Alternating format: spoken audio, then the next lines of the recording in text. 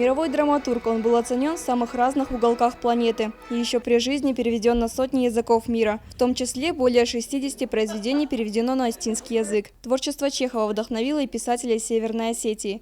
Георгий Малиев, Арсен Коцоев, Георгий Кайтуков. В их творчестве прослеживается влияние известного писателя. Именно они одними из первых занялись переводами чеховских произведений. В этом году мир отмечает 155-летие знаменитого драматурга. К юбилею писателя специалисты по чеховедению подготовили множество мероприятий.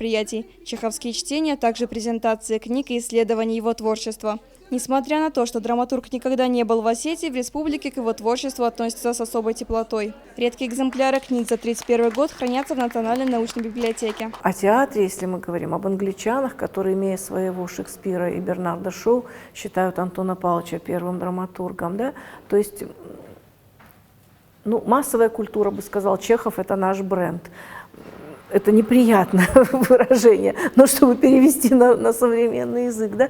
Чехов – это наша сокровищница, конечно, это человек современный, совершенно он нафталином не пахнет, он среди нас по-прежнему, и он в нас пристально вглядывается и дает нам не забыть, что мы все-таки люди.